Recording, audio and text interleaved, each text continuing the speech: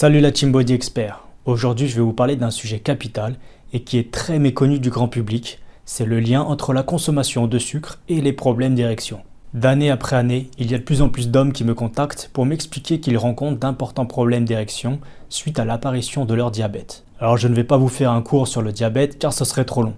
Mais pour résumer, il existe plusieurs formes dont une est due à une alimentation trop sucrée. Et concernant cette catégorie, certains hommes ont désormais de grandes difficultés à bander et d'autres sont même devenus totalement impuissants.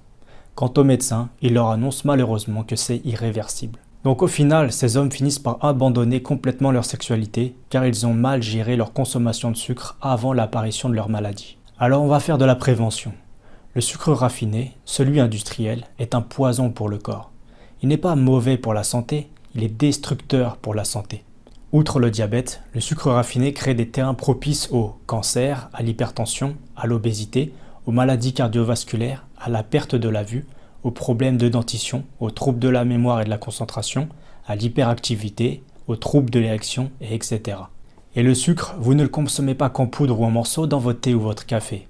Vous le consommez également dans tous les produits industriels transformés tels que les céréales du matin, le pain de mie, la confiture, la pâte à tartiner, les viennoiseries, les yaourts aromatisés, les desserts et entremets, les sodas et eaux aromatisés, les biscuits, chocolats et confiseries, les produits cuisinés, les surgelés cuisinés, etc., etc.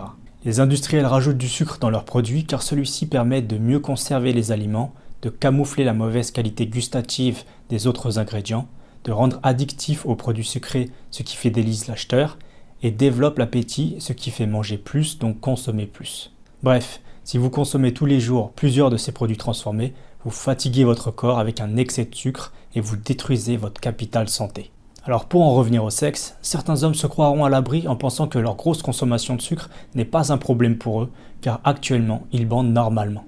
Sauf que c'est une vision à très court terme, car sur du moyen long terme, les gros consommateurs de sucre vont épuiser leur capital santé et rentrer dans une phase déclinante. Et une fois que le corps est trop endommagé, c'est soit trop tard, soit complexe pour faire machine arrière.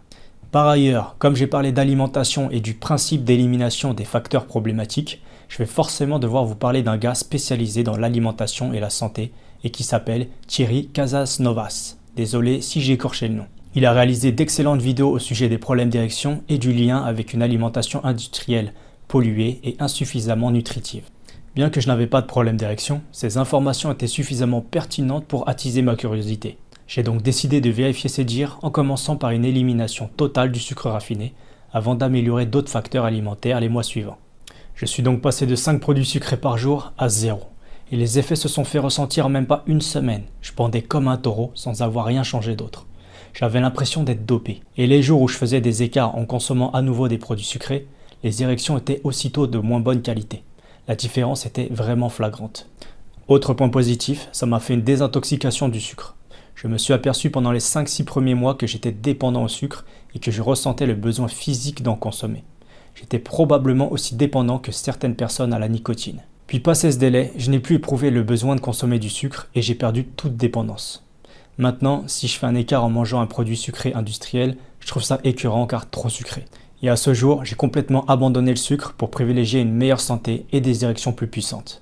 Donc mon conseil pour les hommes qui veulent s'assurer d'avoir de bonnes érections jusqu'à la fin de leur vie et non jusqu'à la moitié ou même moins pour certains, c'est de regarder dans un premier temps le nombre de produits contenant du sucre que vous consommez et de les réduire à un produit maximum par jour, voire aucun si vous voulez être au top. Comme je l'ai indiqué dans une précédente vidéo sur l'érection, un des principes fondamentaux pour avoir de bonnes érections est non pas d'ajouter des accessoires ou des produits médicinaux pour augmenter la performance, mais d'éliminer les facteurs qui interfèrent avec la performance.